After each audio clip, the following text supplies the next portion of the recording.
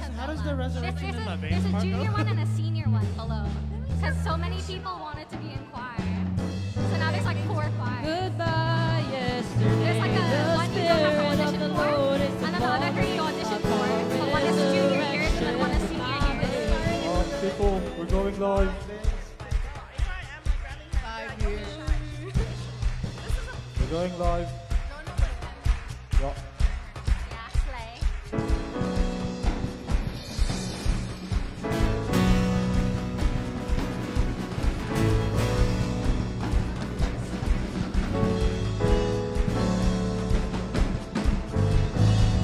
Yeah.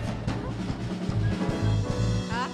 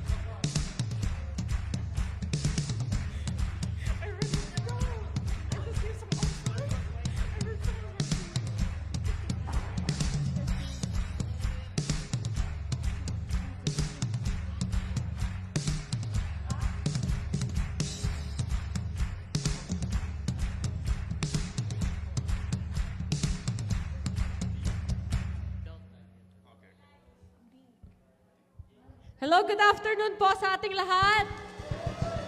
Good afternoon. Let's all stand up and let's get ready to praise our Lord Jesus. Before we start, let's just open up in prayer and let's welcome the Holy Spirit in this place. Let's lift our hands up to our God and welcome Him in this place. Lord Jesus, we thank you and we honor you today, Lord God. Today is your day. We want to praise you and honor you, Lord God, in this time as one, as your church, Jesus. We thank you, Lord, for your presence in our lives, for your presence in this place in our hearts, Lord God. We thank you for all the blessings that we've received, Lord God, and we thank you that despite whatever every one of us is experiencing or going through right now, Lord God, you have brought us here today to worship you, Lord God. And we thank you, Lord, din po sa mga kasama po namin online, kung sino man po nakakarinig, and kasama po namin in fellowship, Lord. We thank the Lord for them as well. Jesus, we just want to lift ourselves up to you, Lord God. In this time of worship, in this time of praise, we lift ourselves up to you, our hearts, our minds, and our souls, our beings, Lord God. Help us just proclaim your greatness over our lives, Lord God, the victory that is within us because of Jesus, because of the life of Jesus, and because of the life that you have blessed us with, Lord God. We thank you, we honor you, and we love you. In Jesus' name we pray. Everybody say, Amen. Let's go. Come on, everybody, clap your hands.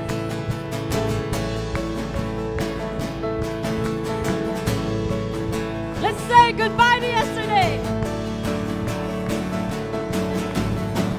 Goodbye yesterday. I'm living in the light of a new day. I won't waste another minute in my old ways. Praise the Lord! I've been born again. Goodbye yesterday. I'm living in the light of a new day. I won't waste another minute in my old ways. Praise the Lord, I've been born again. Everybody clap your hands, come on! I've been born again. Let's rejoice in the Lord. Let's sing that again. Goodbye yesterday. Goodbye yesterday. I'm living in the light of a new day. I won't waste another minute in my old ways. Praise the Lord, I've been born again. Goodbye yesterday. I'm living in the light of a new day. I won't waste another minute in my old ways.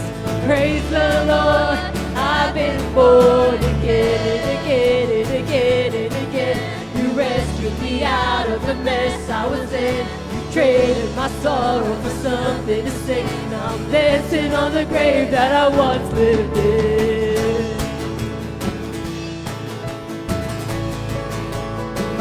Let's hit that again from the beginning. Everybody, let's sing goodbye yesterday. Goodbye yesterday. I'm living in the light of a new day. I won't waste another minute in my old ways. Praise the Lord, I've been born again. Goodbye yesterday. I'm living in the light of a new day. I won't waste another minute in my old ways. Praise the Lord, I've been born again and again and again and again.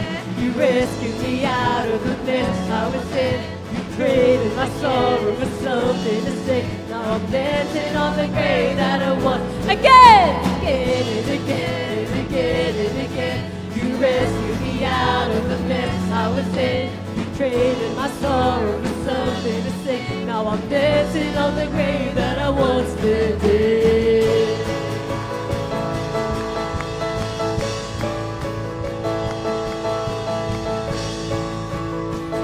Let's sing goodbye yesterday. Goodbye yesterday. I'm living in the light of a new day. I won't waste another minute in my old ways. Praise the Lord, I've been born again. Goodbye yesterday. The Spirit of the Lord is upon me. I've got resurrection in my veins. Praise the Lord, I've been born again and again and again and again. You rescued me out of the mess I was in. You traded my sorrow for some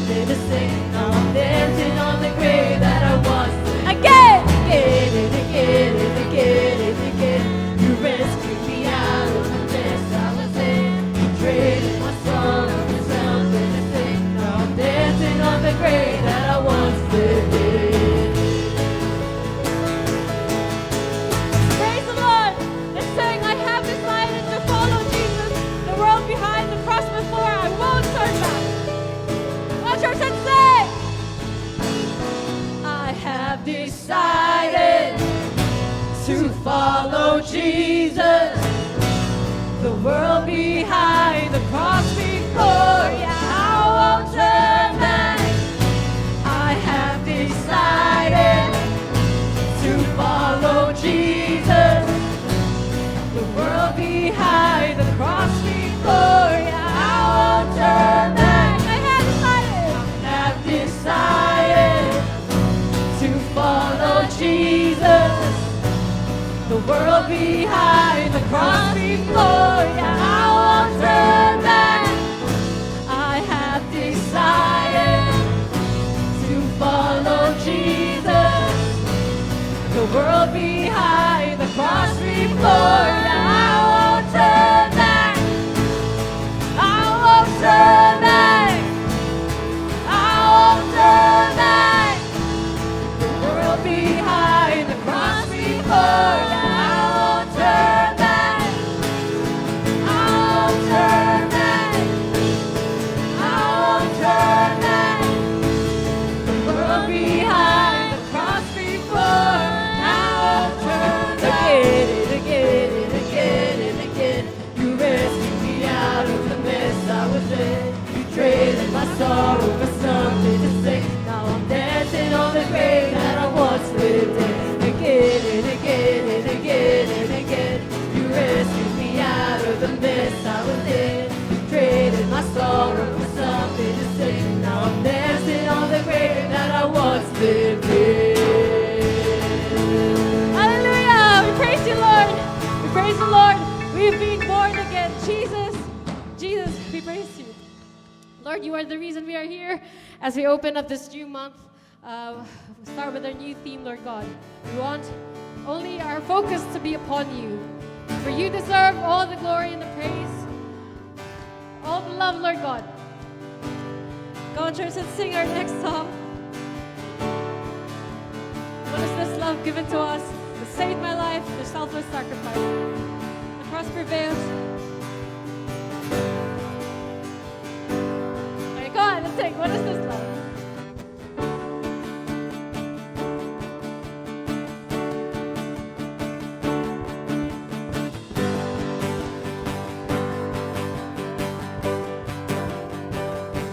Is this love given to us to save my life through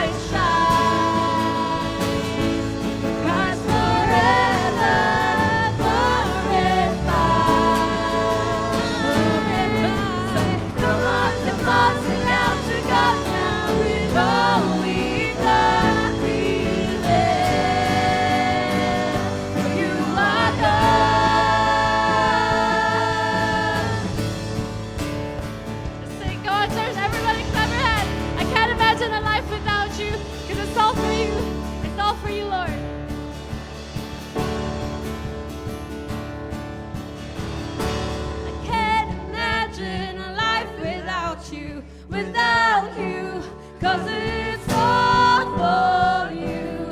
Yeah, it's all for you, God. I can't imagine a life without you, without you, 'cause it's all for you. Yeah, it's all for you, God.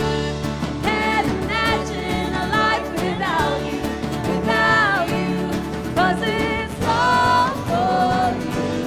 Yeah, it's all for you, God.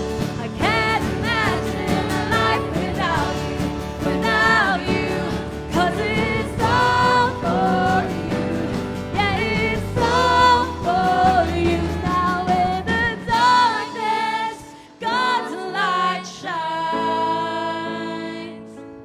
Christ forever glorified. Come on, sing out to God now is all we've got. We live, for you are God.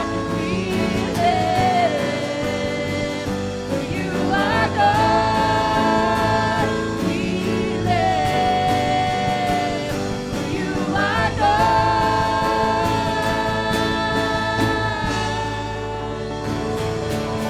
live, for you are God. Lord, I just want to thank you, Lord God, for this church, Lord God, for the people that are here with us, Lord God. It is an honor, Lord, to have fellowship with every single person that is here, Lord God. And most importantly, to have fellowship with you, our Heavenly Father, our beautiful Savior, our one and only Jesus. So let's sing this next song. It's an old song, and I know we have heard of it, or we know this song. Jesus, our beautiful Savior, He is the God of all majesty. He is our risen King. He's the Lamb of God, holy and righteous, blessed Redeemer.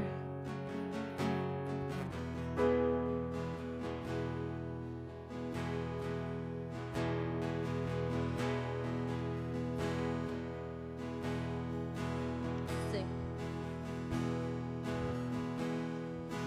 Jesus, beautiful Savior, God of all majesty.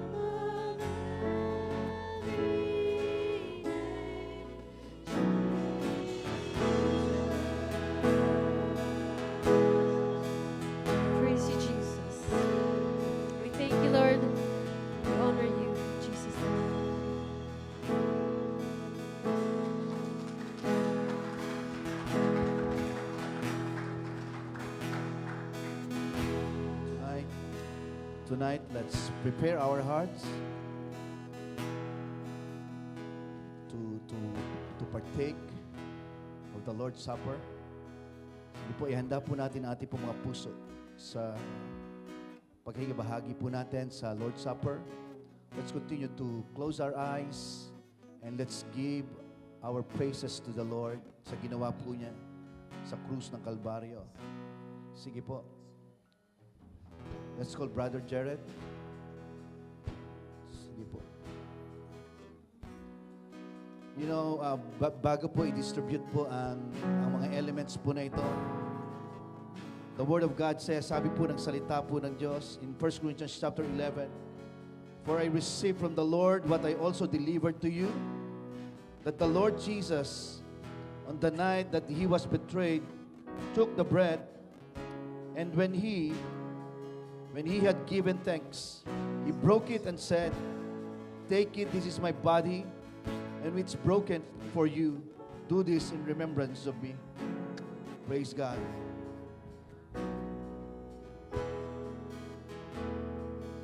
Yes, Lord. Yes, Lord. Hallelujah.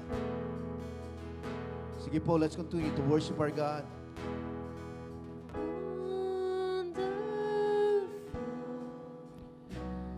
How beautiful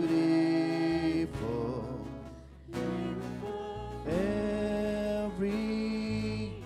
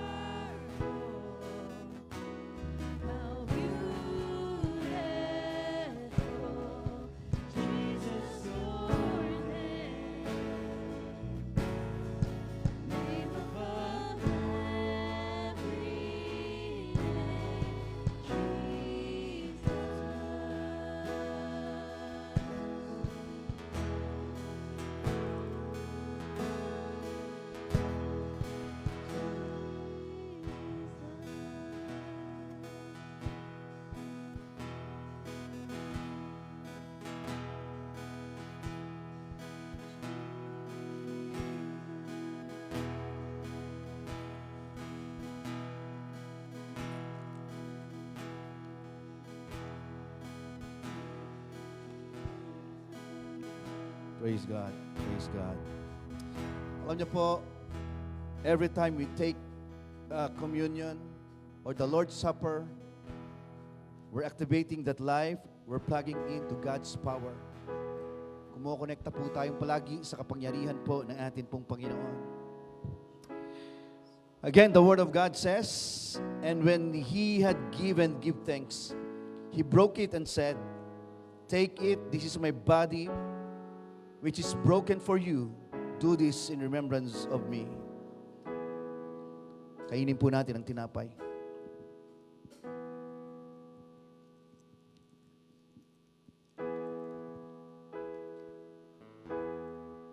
Praise God. In the same manner, He also took the cup after supper, saying, "This cup is the new covenant in my blood. This do as often as you drink it in remembrance of me." Sabay-sabay po nating inumin. Praise God. Alam niyo po, after po ng Lord's Supper, sila po ay nag-celebrate, nagpuri sa atin pong Panginoon. Once again, let's continue to worship our God. How wonderful, how beautiful our Jesus. Come on. Wonderful, how beautiful, every name exalted high. Wonderful, how beautiful, Jesus your name. Hallelujah. Name above every name, Jesus. Father God, our Heavenly Father, once again, Lord God, as we come into your presence, Lord, we believe, Lord God, naniniwala po kami at kami po'y nagtitiwala sa iyong salita. We want to grow in you and to understand your promises, Lord God, for us. So ngayong pong gabi pong ito, Panginoon, kinukumit po namin our time together to you and ask that you heal and restore us as we hear your word today. Salamat, Panginoon. Anyone, Lord God, na meron pong mga hindi nararamdamang magandang bagay sa kanila pong katawan, sa aming pong kaisipan, Lord God, thank you, God, because you are our healer. You said in your word, Lord God, be a lamp unto our feet and a light unto our path, Lord God. And thank you, Father, for sending your Son, Jesus Christ, to die in our place and to pay the price for our sins, Lord. Salamat po, Panginoon, sa iyong Holy Spirit that He is here, Lord God, in our midst, in our hearts, Lord, and manifest to us, Lord God, sa gabi pong ito. We bless you, we praise you, Lord. In Jesus' name we pray. Amen, amen, din amen. Palapakan po natin ang Panginoon. Sige po, bago po kayo maupo, pakisabi po sa kaliwat kanan po natin, mahal ka ng Diyos. You are loved. Praise God, you are loved. Hallelujah. Praise God, praise God. Praise God. Are you ready for the word? Yun, praise God. We love the word of God. Purihin po ang atin pong Diyos. By the way, konting announcement lang po, mabilis lang po ito. Alam niyo po, after po ng we need to hurry. Why? And after po ng service natin, at meron po tayong fellowship ng dinner, after po noon, kailangan po tayong lumabas po sa lugar po na ito. Sapagkat, sasaraduhan po tayo doon sa harapan. So, dapat before 8 or mga 7:45, lumalabas na po tayo ng gate or ng atin pong lugar.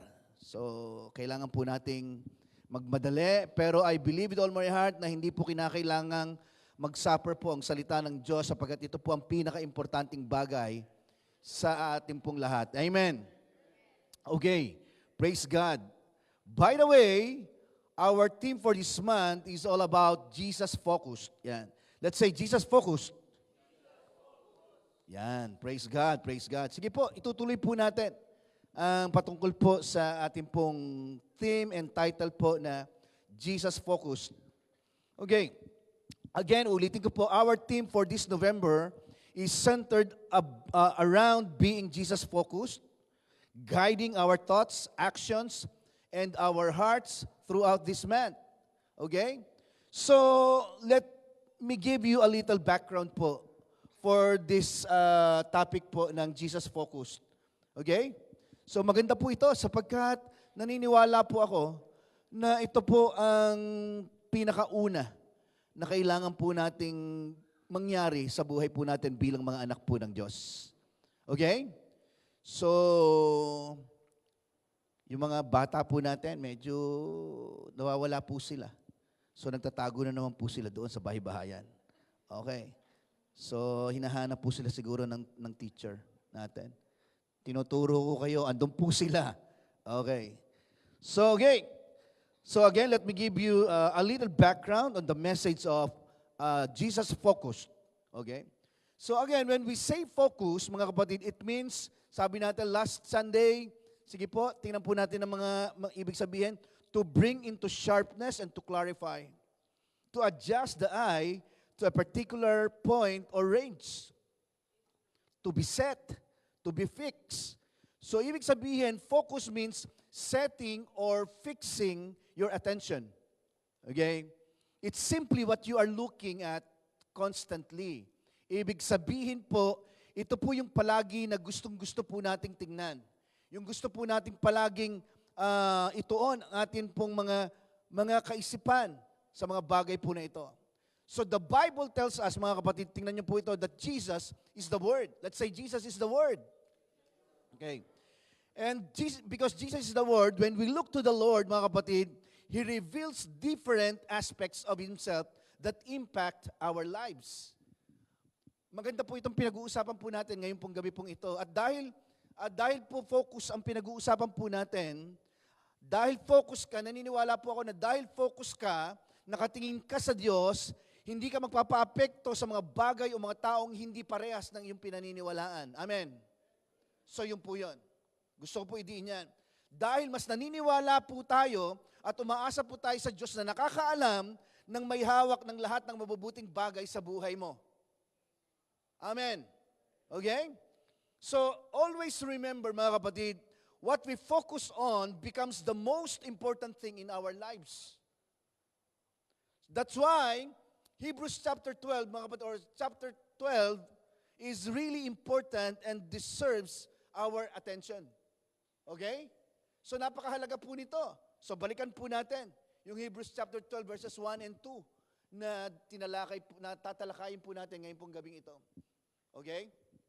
So, sabi po, therefore, since we are surrounded by such a huge crowd of witnesses to the life of faith, let us strip off every weight that slows us down, especially the sin that so easily trips us up, and let us run with endurance the race God has set before us. Verse 2, we do this by keeping our eyes on Jesus, the champion who initiates and perfects our faith. Because of the joy awaiting him, he endured the cross, disregarding its shame. Now he is seated in the place of honor beside God's throne. Okay? Praise God for the reading of His Word. The question is, mga kapatid, why do we need to look to Jesus? Bakit po ba natin kinakailangan na tumingin po sa atin pong Panginoon? Na bakit kinakailangan tingnan po natin ang atin pong Panginoon? Why? Because sabi natin, even last Sunday, because we are in a race. Sabi nga natin, I'm in a race. Tayo po ay nasa isang paligsahan ng takbuhan, mga kapatid. So, ibig sabihin, you're not a spectator Christian. Hindi po tayo mga spectator Christian. Pag sinabing spectator Christian, ibig sabihin, para bang nakamasid lang. Di ba? Parang walang dapat gawin. Tumitingin lang. Parang ganun po yun. Ibig sabihin, we are in a race, mga kapatid. A race that called faith. A race called life. Yun po ang ibig sabihin po niyan.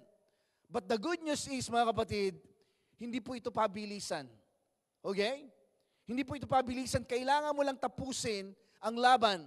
And we are in this race, we are not a spectator Christian. Hindi po tayo dapat tagatingin lang, hindi po tayo dapat na tagamasid lang. Okay?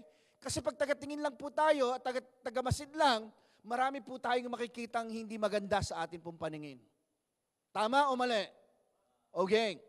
We must be active in who you are and understanding who you are and what you have in Christ. Dapat alam po natin kung sino po tayo sa Panginoon, alam po natin ang magagawa po natin. Because you are in a race. Tandaan po natin yan, mga kapatid. Okay? Sabi po ng Bible, let us strip off every weight. Tanggalin daw po yung anumang balakid. Tanggalin ang anumang sagabal, anumang nakapagpapabigat. Di ba? What burdens are you carrying? Ano po ba yung mga bagay o mabibigat na bagay na dinadala po natin? Okay? Meron po ba? So, makikita po natin, at ang tanong pa rin po dyan, what are some things that weigh heavily on your mind? Di ba? Malaking effect po nito sa ating pong paglilingkod sa ating pong Panginoon. Ano ba yung mga bagay na nakapagpapabigat sa iyo po ngayon? Maaaring ang Diyos ay nangungusap po sa atin po ngayon patungkol po sa mga bagay na hindi maganda nangyayari sa buhay po natin. Or maybe God speaking to you right now about the certain individual or certain thing in your life. So, this may be the things leading you to bondage to the point na hindi tayo nagiging malaya. Pag sinabing bondage, ibig sabihin control ka. Di ba? Na mga bagay na hindi maganda sa buhay po natin. And this will bring more worry into your life and putting you in some panic mode. Di ba? So dahil nakatingin tayo, tagamasid lang tayo sa mga bagay na nakikita po natin hindi maganda, mabilis po tayo magpanic. Mabilis po tayo ma-stress, ma-pressure. Di ba? These could be things or people that add sorrow and sadness into your life. Maaaring ito po yung mga bagay, di ba? Ito yung mga nagdadagdag po ng sorrows and sadness, kalungkutan sa buhay po natin. Maaaring mga bagay po yan, maaaring sitwasyon man yan, maaaring mga tao yan. Okay? Kung bakit hindi po tayo nakapagpapatuloy sa paglilingkod at gawain po ng ating pong Panginoon. The Bible says, mga kapatid, we must run with endurance the race God has set before us. But, how do we keep going in the race of life? Paano po tayo makakapagpatuloy sa larangan po ng takbuhin ng buhay? Lalo na kung may nakikita po tayo mga tao na kung saan ay nakatitusuran po natin. Lalo na kung nangyayari po yung sitwasyon na hindi mo gusto para sa pamilya mo. Paano po natin gagawin magpatuloy sa takbuhin ng buhay kung may mga bagay o mga tao na kung saan ay nakakasira ng araw natin every time nakikita po natin sila. Di ba? Hebrews chapter 12 verse 2 says, keep looking unto Jesus. Or by looking unto Jesus, itoon natin ang atin pong paningin kay Jesus. Because when we declare, mga kapatid, Jesus is our focus, it's like saying to Him, or parang sinasabi po natin sa Kanya, Jesus, you are the center of my life. Let's say, Jesus, you are the center of my life. You are my emphasis. You are my motivation. Praise the Lord. The Bible says, sabi po ng Bible, He is the author and the finisher of our faith. Pag sinabing author, gumawa. Siya yung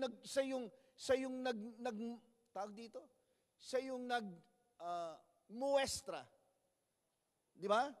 Kaya yung faith po na meron po tayo, yan po ay sa Panginoon. Hindi po yan sa atin. Yan po ay pinagkaloob lang po sa atin. Okay? Alam niyo po ba, kapag focus po tayo sa Panginoon, lalo na po sa panahon ng mga pagsubok ng buhay po natin, sabi ng Bible, Jesus will exalt you. Okay? Please turn to your neighbor and say, Jesus will exalt you. May nagsasalita mag-isa. Delikado yan. Okay. So the reason, mga kapatid, why focus is so powerful and important. Listen to this. Okay? The reason, mga kapatid, why focus is so powerful and important. Bakit po powerful, makapangyarihan, at mahalaga po ang salitang focus? Is that whatever, sabi ko po kanina, whatever you focus on will become the most important thing in your life. It is what you are going to pursue. It is what you are going to see. It is what you are going to give your life to. Okay? Makapangyarihan at mahalaga po ang salitang focus, okay? Dahil kung ano man po ang iyong focus sa buhay, ito po ay nagiging pinakamahalagang bagay para sa iyo. Tama? Hindi mo ba? Kung ano yung gusto nating fokusan o tingnan, madalas yung pong nagiging mahalaga sa buhay po natin. Negative or positive man yan. Like Apostle Paul principle, pakinggan niyo po ito. Ano pong klaseng prinsipyo meron po si Paul? That there is no greater investment or pursuit than knowing Jesus Christ more intimately. Ganun po siya. That's why God wants you to be Jesus-focused, keeping Him at the center of your life. Amen. Praise God. So, instead, eto mahalaga po ito instead of focusing on your plans for God, focus on God's plan for you. Uulitin ko po mga kapatid. Instead of focusing on your plans for God, focus on God's plan for you. Okay? Ibig sabihin po mga kapatid, huwag po tayo mag-focus po doon sa mga plano po natin para sa Diyos. Mag-focus po tayo doon sa mga plano ng Diyos para sa iyo. Hello? Di ba? So, tingnan po niyo ito Don't focus on what you can do or want to do for God. Instead, focus on what God wants to do in your life. Pinapakita po ng salita po ng Diyos na wag daw po nating ituon ang ating po mga kaisipan sa mga bagay na magagawa o gusto nating gawin para sa Diyos. Ang gawin po natin, mga kapatid, ay ituon po natin ang ating po mga mata. Saan? Sa magagawa ng Diyos para sa atin. Yun po palagi yun. And I believe, mga kapatid, that when you focus on what God can do in your life, God will begin to reveal and tell you what He wants you to do for Him. Totoo po ito. Kapag tayo po'y nakatingin sa Panginoon, siya mismo ang magpapakita, magre-reveal po sa atin kung ano yung mga bagay na gusto niyang gawin mo para sa Kanya. Di ba? Sometimes, napakasigasig po natin, no? Wala pong masama po dito, pero let's check our hearts. Yung salitang, gusto kong gawin ito para sa Panginoon, ginagawa ko ito para sa Panginoon, okay po yan, mga kapatid, walang problema dyan. But ang tanong po is, yan ba ang gustong gawin ng Diyos na gawin mo para sa Kanya? Di ba? Mas masarap pong gawin para sa Panginoon kung alam mo na yun ang pinagagawa ng Diyos para sa'yo. Yun po yun eh. Sapagkat kapag nakatingin ka sa kayang gawin at gustong gawin mo para sa Diyos, mga kapatid, ibig sabihin, maaaring magkamali po tayo. Pero kapag nakatingin ka sa kayang gawin po at gustong gawin ng Diyos para sa'yo, doon po niya ipapakita ang mga bagay na gusto niyang gawin mo para sa Kanya. I hope na naiintindihan po ninyo po ito. Naiintindihan po natin ito. Tingnan po ninyo ito mga kapatid. Hanggat nag-iisip ka ng mga bagay na gusto mo at kaya mong gawin, hanggat nag-iisip ka ng mga alam mong solusyon sa isang bagay na mahirap gawin, hanggat gumagawa ka ng paraan para masolusyonan ang isang mahirap na bagay, ibig sabihin, hindi ka totally nakafocus sa Diyos. Ang nagiging focus po natin, ibig sabihin kapag nakakaisip po tayo ng mga bagay na dapat solusyon, on your effort, ibig sabihin, hindi si Lord ang focus ng buhay mo. Okay? Ibig sabihin, hindi tayo nakafocus sa Diyos pag gano'n. At dahil doon, hindi mo siya binibigyan ng pagkakataon na kumilos sa isang sitwasyon, bagay o tao na mahirap ayusin. Kasi ang hirap lang po talaga ayusin ng isang bagay. Ang hirap lang po talaga ayusin ng isang sitwasyon. And even ang tao, lalo na kung may sarili po siyang pananaw, ang hirap po niyan, mga kapatid. But praise God, every time I read the Word of God, mga kapatid, laging ibinibigay ng Panginoon, ilalagay sa aking kaisipan. Di ba? Na ito na po ako, ito na po ang isip ko ngayon. I just want to be totally involved in the kingdom of God. I don't want to be distracted, mga kapatid. As your pastor, I don't want to concern myself with petty things. You know why? Dumating po sa buhay ko, bagong-bago po akong pastor dito. Anxiety and depression, hindi ko alam, parang ganun. Biruin nyo, bagong-bago po kami mag-asawa. May mga sitwasyon na nangyari ka, may pumunta dito na kung saan ay ng scam, di ba? May mga sitwasyon na pangyayari na hindi po natin inaasahan. Sabi ko, Lord, ba't ganun? Parang bagong-bago po kami, pero nararanasan po namin ito. But praise God, merong salita po ng Diyos na nagsasabi po, let's fix our eyes on Jesus because He is the author and the finisher of our faith. Praise God. So ngayon, gusto ko pong tayuan yung calling na ibinigay ng Panginoon po sa akin, mga kapatid. So as your pastor, maybe may mga bagay o minsan siguro, mapupunan ninyo, may mga bagay na po akong, kapag kausap niyo po ako, lagi po akong titingin kung ano yung sinasabi ng salita po ng Diyos. Totoo lang. Because the Bible says, mga kapatid, let us strip off every weight that slows us down. Tanggalin yung mga bagay na nagiging dahilan ng anumang kabigatan. Let's read Philippians chapter 3, verses 12 to 16. Tingnan po natin, sabi dito ni Paul, I'm not saying that I have this all together, that I have it made. But I am well on my way, reaching out for Christ, who has so wondrously reached out for me. Friends, don't get me wrong. by no means do I count myself an expert in all of this. But, sabi niya ganon, I've got my eye on the goal where God is beckoning us onward to Jesus. I'm off and running and I'm not turning back. Diba? Sabi ko nga nung last Sunday, kinanta pa natin to, di ba? Anong sabi? Naalala ko po si Junri. Sabi po niya kay Joanne, di ba? No turning back. So, naalala ko po, hymn po ito hymn song.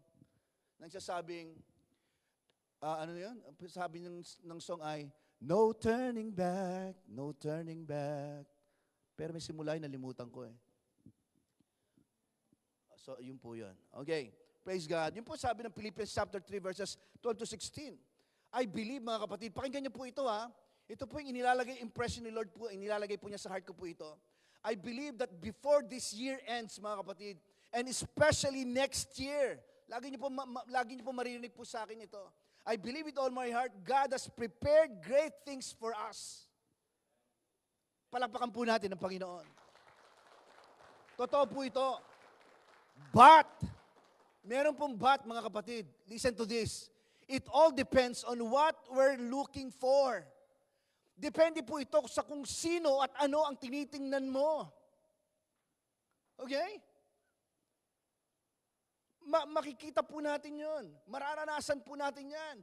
Before this year ends, and especially next year, I believe with all my heart, mga kapatid. Pero sabi ko nga po sa inyo, it all depends on what we're looking for. Depende po ito sa kung anong tinitingnan po natin o kung sinong tinitingnan po natin. Kapag lagi ka nakatingin sa mga bagay na nakapagpapabigat sa buhay mo, kung lagi ka nakatingin sa mga taong nagiging dahilan ng pagkalayo natin sa Diyos, mga kapatid, kung lagi ka nakatingin, nakafocus sa mga bagay na nagiging importante sa buhay mo kaysa sa Diyos, baka matagalan or baka hindi mo matanggap. Di ba? Kasi instead na nakatingin po tayo sa Panginoon, nakakapanghinayang. Sapagkat marami po mga mananampalataya na hindi po natatanggap yung mga benepisyong galing sa Panginoon. That's why God wants us to focus on Jesus, and that is the key to receiving His benefits. Yun po ang susi, mga kapatid. Sa totoo lang. Naniniwala po ako na inilatag na ni Lord. Pag sinabing inilatag na, andyan na yan. Di mo ba? Andyan na po yung mga breakthrough na pwedeng mangyari sa buhay mo. Amen po ba? Yun lang, depende kung sino at ano ang tinitingnan mo. I believe with all my heart, God is laid out promotions. Ulitin ko po God is laid out promotions. God is laid out things. Good things from God. Hallelujah. Di ba? And the Bible says, if we want to have everything that God has for us, we need to focus on that goal, sabi ni Paul. And that is focus on Jesus. Hallelujah.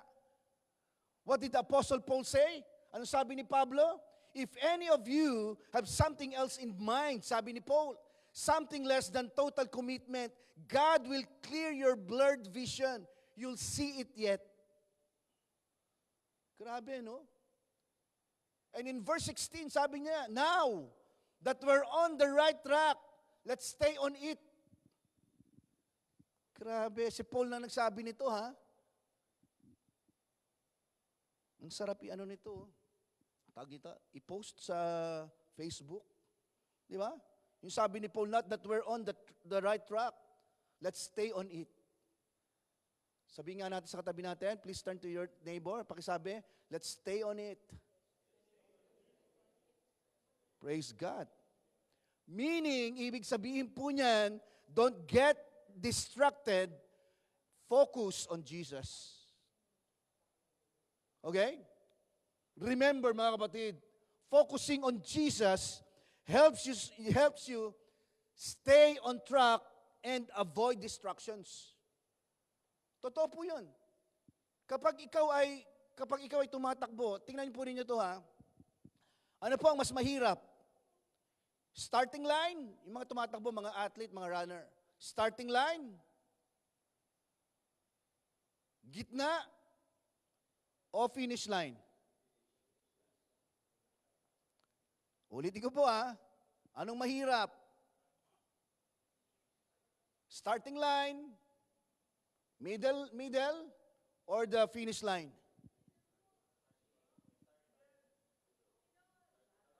Uy, kanya-kanya. The whole race? Sino nagsagot ng the whole race? Alam niyo po, sa totoo lang, sa akin ang pinakamahirap, yung middle. Kasi starting line, sisimula ka, medyo parang strong ang isip mo. I can do it. Di ba? Finish line, tapos na yun eh. Ibig sabihin, nakalampas ka na.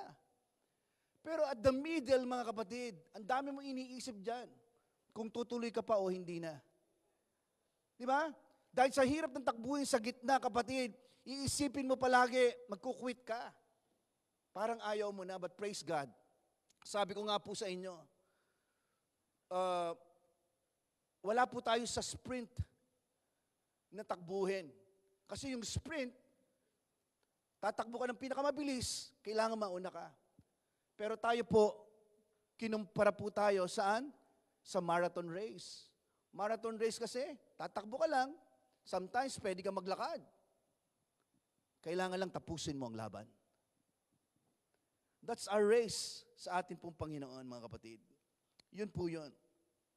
Verse 14 sabi ni Paul, reaching out for Christ who has so wondrously reached out for me. Ano ibig sabihin po niyan? It says, mga kapatid, reach for Christ who has so wondrously reached out for you. Ibig sabihin, sabi ganun, abutin mo si Kristo na kahanga-hangang umabot para sa iyo. Biruin po ninyo yun. Ibig sabihin, kapatid, every time na naririnig po natin ang salita po ng Diyos, huwag mo lang antayin na mahipo ka lang ng Diyos. Touch Him. Di ba? The reason we can reach out to Christ, mga kapatid, is because He has already reached out to you. Amen. Okay? God has already reached out, mga kapatid. Siya na. What is God saying to all of us? Ano sinasabi ng Panginoon sa atin? Sinasabi ni Lord sa atin, touch me. Parang song, di ba? Touch me. Tama ba yan? Pwede. Galing Touch me in the morning. Di ba? May kulot pa no? So, sabi ni Lord, the Lord said, touch me. Okay? There's an illustration. May kwento po, sabi po ng son. The son said to his father, listen to this The son said to his father, Dad, I'm hungry. Nagugutom ako. His father replied, sabi ng tatay, there's food on the table, son. The son responded, but God, but Father, but Dad, sabi niya gano'n, I want to eat now. So his father reassured him. Sabi ng tatay, it's all prepared, my son. Nakaprepara na. Just go to the table and enjoy your meal. Grabe, no? Di ba madalas tayo po mga magulang, ganun po tayo kapag may hinihingi ang anak po natin, naka-ready na. Naka-prepare na. Nakaset na. Madalas ganun po tayo, hindi po ba? Siguro sometimes, no? Madalas kasi magluto si Kuya Willie. Di ba? So, si Migs, andun lang yan sa taas. Tatawagin lang yan ni Kuya Willie. Kain na. Di ba? Naka-prepare na. Nakaset na. Just go to the table and enjoy your meal. Grabe, no? Ganun po yun. Sometimes we're like that, mga kapatid, sa atin pong Panginoon. Okay? So, alam niyo po, the Lord will tell you, the table is already set and prepared. Hello? Palakpakan po natin ang Panginoon. Praise God. I believe, kapatid, every time na nakatingin tayo sa Panginoon, the Lord will tell you the table is already set and prepared. Okay? Your provision is already there. Sabi ni Lord, come and get it, touch it, and taste and see. Hallelujah.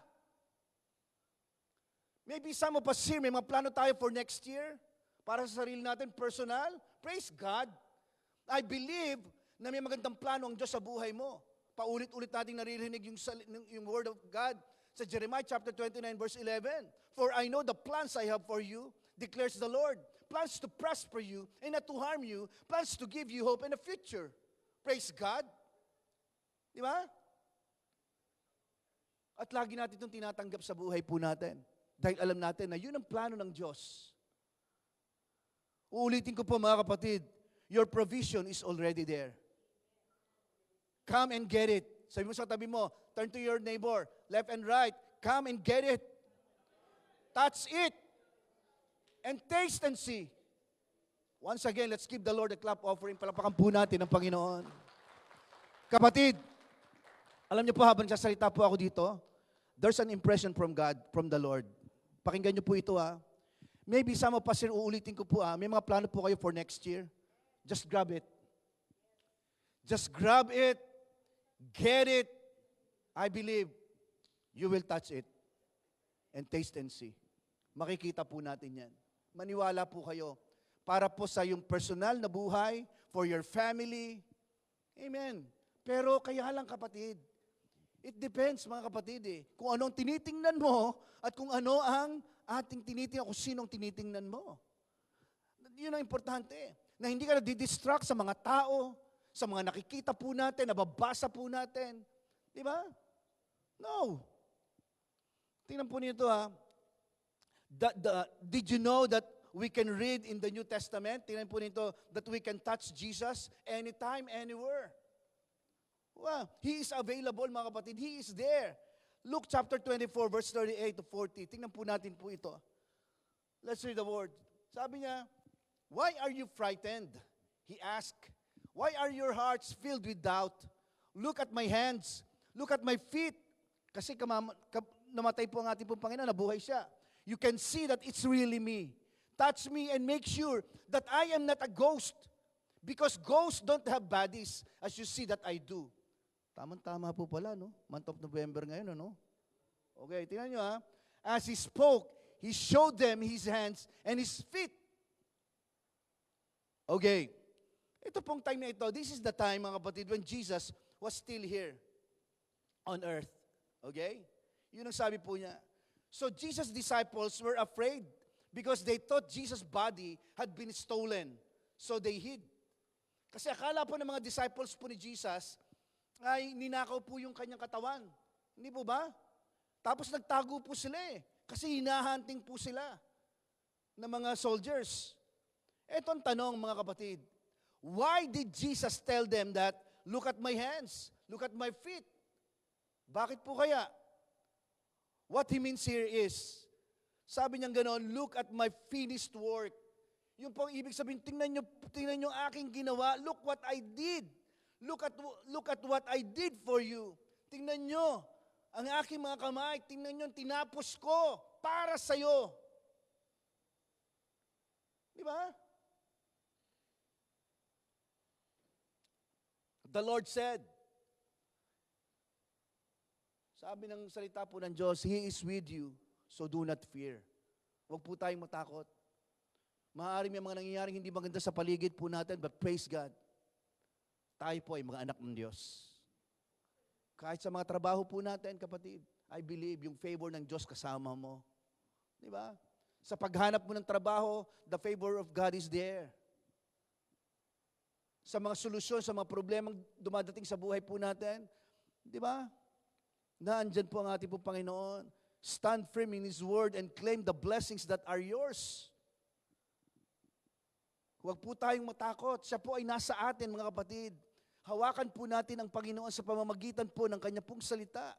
He is real. Jesus is real, mga kapatid. But we need to connect. We need to touch Him.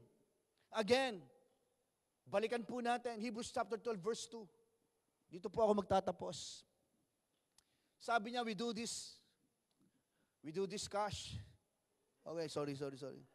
Sabi po ng Word of God, We do this by keeping our eyes on Jesus. Si Paul nagsasabi po nito, man of faith. Sabi niya, we do this by keeping our eyes on Jesus, the champion who initiates and perfects our faith. Because of the joy awaiting him, he endured the cross, disregarding its shame. Now he is seated in the place of honor beside God's throne. Ang atin daw pong Panginoon ngayon ay nakaupo daw po sa kanang trono ng atin pong Diyos Ama. Praise God. Alam niyo po, nung tinanggap mo si Kristo bilang tagapagligtas ng iyong buhay, kung ano daw ang nangyari kay Kristo, yun din ang nangyari sa'yo. Ibig sabihin yung authority na meron ka, kapatid, is the same authority na meron ang Panginoon sa buhay mo. Amen. Ibig sabihin po, now He is seated in the place of honor beside God's throne. Ibig sabihin, kapatid, may kapangyarihan ka. You have power. Pakisabi sa kaliwat kanan po, turn to your left and to your right and say, you have power. Praise God. Praise God. Good power po yan from God, ha? Hindi po ay ng ibang klaseng power. Ha? Praise God. But the question is, kapatid, sa gabi pong ito, are you still running the race that God has set before you? Praise God. Or are you getting distracted or affected by what's happening around you? Or naaapektuhan ka ba ng mga bagay na nangyayari sa paligid mo, ng mga sitwasyon sa paligid mo, ng mga tao sa paligid mo? Naaapektuhan ka ba? Yes, totoo, naaapektuhan po tayo, kapatid. But praise God, sabi ng Panginoon, get up and get back in the race and get focused on Jesus Christ. Let's give the Lord a clap offering. Palakpakan po natin ang Panginoon. Hallelujah! Come on, let's all stand. Tumayo po tayong lahat. Amen. Hallelujah, hallelujah, hallelujah. Praise God. Can we sing the first song? Let's celebrate the goodness of God. Let's celebrate the goodness of God. Hallelujah. Praise the Lord. Praise the Lord. Sige po, pangunahan po tayo ng worship team. Goodbye yesterday. Sabi nga po natin, goodbye yesterday. Goodbye. Hello. Tomorrow. And today. Hallelujah. Amen. Come on. Praise God. Praise God. Come on.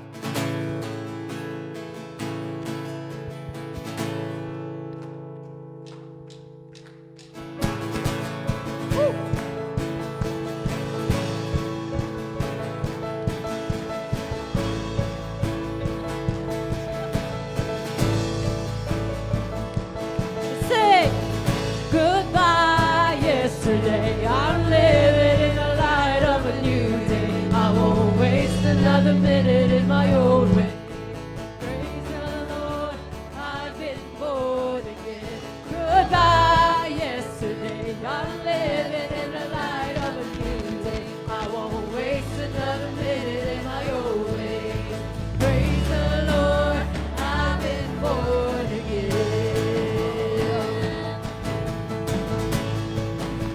I've been born again. Goodbye yesterday. Goodbye yesterday. I'm living in the light of the new.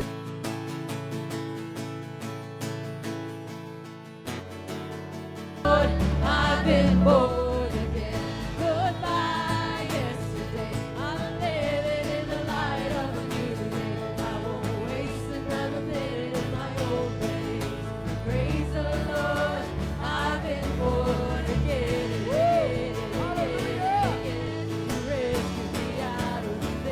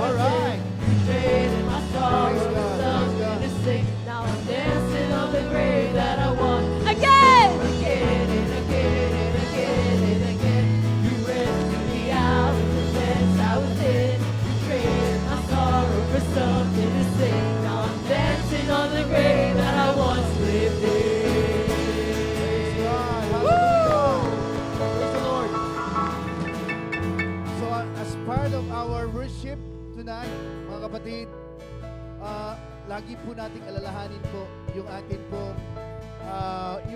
yung puso po natin na handang magbigay sa atin pong Panginoon.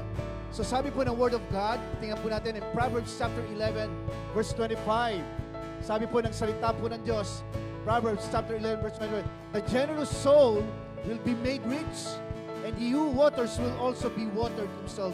Alam niyo po, napakasimple lang. Kung pinaniniwalaan mo ang salita ng Diyos na totoo ito sa buhay mo, ibig sabihin, totoo din na kung ano man yung mga bagay na from our heart na ibinibigay po natin sa gawain ng ating pong Diyos, ito po ay babalik po ng higit pa kaysa dati. Amen. Yun po yun. Nandiyan po sa ating pong screen yung ating pong general fund. So, yan po, pwede po ninyong, kung in cash po, pwede po tayong kumuha po ng envelope po natin po sa atin pong ushering table. Praise God.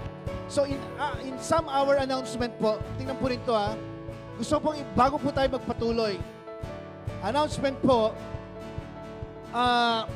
meron po tayong this coming December 6, yung sinasabi po natin musical, na kasama po doon yung ating po mga youth and young adult. Patuloy po sila nagpa-practice, nagre-rehearse po, patuloy natin sila ipanalangin. Kapatid, kami po ay humihingi po ng tulong po ninyo na kung nakatanggap po kayo ng mga tickets po natin, please, pwede po natin i-share po ito at mag-invite po tayo ng ating po mga kapamilya at mga kaibigan sa halagang $30 po. Nakapanood ka na, na-bless ka na, ibig sabihin, nakatulong ka pa. Amen? Para po basaan po ito kasi po tayo po ay nagre-raise po ng fund for our building fund. Yan. So, I hope and I pray na patuloy po natin suportahan po ito. Okay? So, December 6 po yan. Next. Okay. Bahagi po ng atin pong pagpapanood po ng atin pong musical play ay ito pong ating pong 13th years church anniversary. Alam niyo po ba na 13 taon na po tayo? Amen. Amen po ba? So yun po yun. So samahan niyo po kami na mag-celebrate po this coming December 7, Sunday po yan. Yung ating pong musical play po ay Saturday po yan. Okay? Sa mga wala pa pong mga tickets po, please, lapitan po ninyo Sister Lolit or si Sister Grace. Sila po yung pwede pong magbigay po sa inyo ng ticket para po maibahagi po natin, may share po natin sa ating pong mga kaibigan po ito. By the way, meron po tayong mga t-shirts po na kung saan ay sa mga gusto pong umorder. Ang ating pong theme for our anniversary po ay crossover. Yan po yan. Yan po yan. Meron po tayong t-shirt po na kung saan ay binibenta po ito. At yung ibang bahagi po nito ay mapupunta din po sa ating pong pag-raise ng fund. Yan. Yan po. Kausapin niyo po kami sa mga tanong po na meron po kayo. Next. Okay. Christmas party. Hello? Ready na po ba tayo sa ating Christmas party? Okay. Yan po Christmas party natin. TikTok Christmas party. Why TikTok? Medyo iba po ang spelling. Diba? Yung talk po natin ay T-A-L-K. Kasi para po ito sa mga anak po ng Diyos. Diba? Nag-uusap po tayo ng mabubuting bagay patungkol po sa ating pong Panginoon. So ito din po ay Connect Group Convergence po ito. Sama-sama po tayo na kung saan i-celebrate po ito. Mangyayari po ito December 14. Yan, Sunday 5 p.m. So ano po yung attire po natin? Summer outfit. Alam niyo po ba yung summer outfit? Ibig sabihin, pwede kayong naka-sunglass, pwede po kayong naka-short, pwede po kayong makulay. Kasi nga, dahil summer outfit. Siyempre po, yung short po ninyo, dapat may kasamang pantaas po yun, hindi short lang ha. Okay, so yun po yun. So gagawin po yan dito po sa atin pong church. Okay po ba? Come on, let's continue for the last time. Awitan po natin ang ating pong Panginoon. Come on!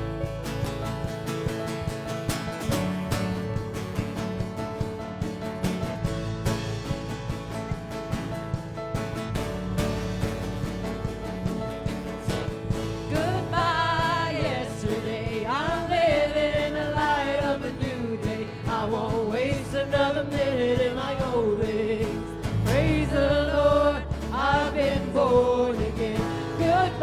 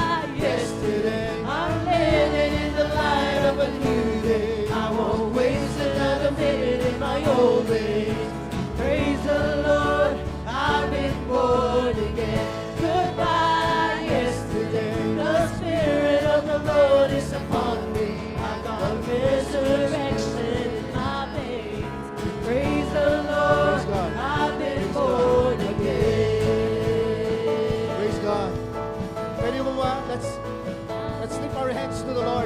Taas po natin ang ating mga kamay. Panginoon, minsan pa, we just want to thank you, God, for all the things that you've done for us. Thank you, God, for your goodness, for your mercy and grace, Panginoon. Thank you, God, sa mensahe, sa word mo, Panginoon. Feel and said, family, the Lord bless you and keep you. The Lord make His face shine upon you and be gracious to you and give you peace. Nothing lacking, nothing missing, and nothing broken. In Jesus' name we pray. Amen, amen, and amen. Hallelujah. Praise God. I have decided to follow Jesus.